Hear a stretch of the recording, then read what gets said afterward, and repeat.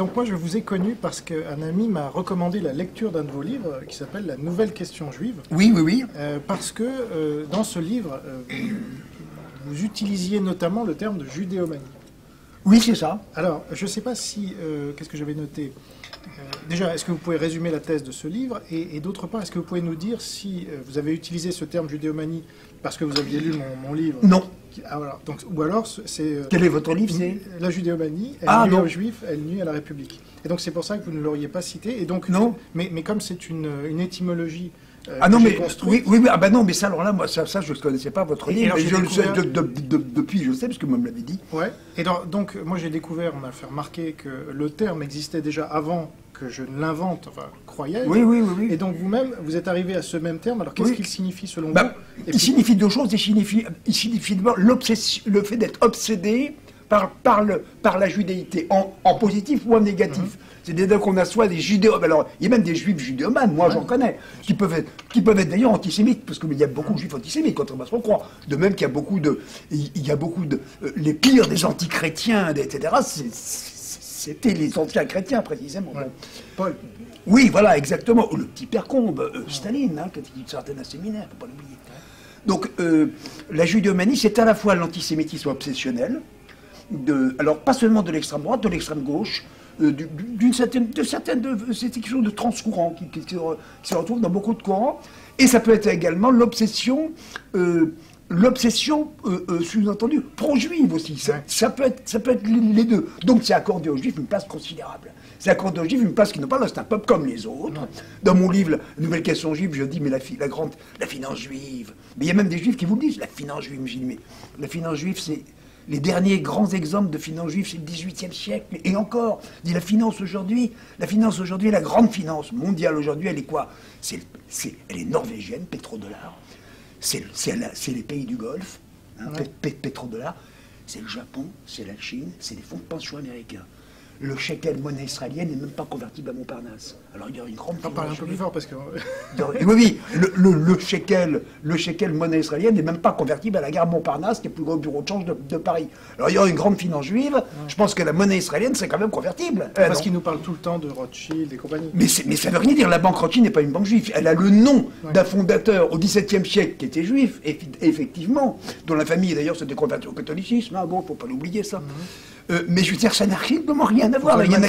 Goldman Sachs, oui, mais il y a effectivement des juifs à la tête de certaines maisons aux États-Unis, mais c'est pas eux qui déterminent la finance mondiale. C'est complètement idiot. Ça, c'est la judéomanie. Voilà. Ça, c'est la judéomanie. C'est-à-dire, alors moi, ce que je dis dans mon livre, c'est que cette judéomanie aussi est complètement contradictoire, parce qu'elle accorde aux juifs une puissance surhumaine qu'ils n'ont absolument pas. Ils sont partout. C'est eux qui sont à la tête de l'immigration. Alors j'ai dit, ah oui, un pays comme la Grèce, qui envahi par l'immigration, il n'y a pas un seul juif. Il y en avait à Thessalonique, ils ont été tous massacrés pendant la guerre. Alors c'est qui est derrière, qui fait entrer? C'est les juifs, ils sont où? C'est un fantôme. Alors j'en avais parlé à un de mes amis, qui était d'ailleurs mon avocat, mais qui est complètement obsédé par ça. Il me dit, les juifs, c'est le diable. Ah, je lui ai dit, ça, c'est un raisonnement, toi qui es païen, c'est un raisonnement chrétien extraordinaire. C'est la raison médiévale, que je veux dire. Comme niveau de pensée, bravo, quoi, ça va très très haut, quoi. Mais Jésus n'était-il pas juif? Et Jésus, alors non, enfin, alors là, c'est ça, oui, mais Marie n'était pas juive, non? Non, là, c'est autre chose, bon, etc. Alors, bref, il y a là-dessus, il y a quelque chose de complètement obsessionnel, et c'est-à-dire, comme j'ai dit dans mon livre, La Nouvelle question juive, on accorde aux juifs une espèce de substance surhumaine, en fait, même si elle est infrahumaine, même si elle est inhumaine, elle est surhumaine. Alors je dis, mais c'est des gens comme les autres.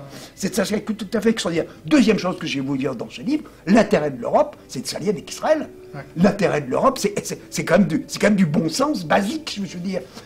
Oui, mais alors, c'est le judéo-sionisme, c'est l'américano-sionisme. Gros erreur historique, les États-Unis ont été anti-israéliens jusqu'à la guerre des 6 jours. Ils étaient fondamentalement anti-israéliens, la preuve. Quand la France et l'Angleterre ont voulu récupérer le canal de Suez, qui a menacé la France et l'Angleterre? C'est les États-Unis et l'URSS. Pourquoi? Parce qu'ils étaient anti-israéliens. Et ils étaient anti-israéliens, pourquoi? Parce que la communauté juive américaine, à l'époque, était anti-israélienne. Et oui, ça, ils ne savent pas, les antisémites. Ça, ils ne le savent pas. Puis ils nous ressortent la phrase de Gaulle en 67. Oui, la phrase de De Gaulle avait été pro-israélien jusque-là. Il a toujours été pro-israélien jusque-là. Pourquoi faut-il aider? Pourquoi c'est géopolitiquement nécessaire? Parce que Israël, c'est quoi? C'est une projection de l'Occident dans le monde arabe. C'est la seule démocratie. C'est le seul pays qui manifeste une certaine résistance, est un pilier. Et d'autre part, si jamais Israël s'effondrait, pour tout le monde arabo-musulman qui, pour moi, est l'ennemi principal. Je dis pas les Arabes en tant qu'hommes, évidemment, mais je dis le monde arabo-musulman est pour moi l'ennemi principal. De même que le communisme a été l'ennemi principal, mais c'est terminé. Bon. Ah, pas en France. Hein. Pas en France. Ouais. On pourrait y revenir. Oui, on pourrait y revenir. Mais il est toujours l'ennemi principal de la mentalité de certaines personnes, ce fameux communiste, cette fameuse idéologie communiste, qui d'ailleurs, c'est une petite parenthèse, n'a jamais vraiment existé en URSS. Beaucoup plus en France qu'en URSS. Ah oui. Oui, bien sûr. Il y a eu les goulags, quand même. Oui, voilà. Mais c'était pas spécifiquement communiste. C'était communiste. Mais le goulag était aussi quelque chose de russe, que ça avait existé avant, quand même. Il faut pas, ah oui, il faut pas l'oublier. C'est un pays qui... Tout comme le laogai, vous diriez, spécifiquement chinois.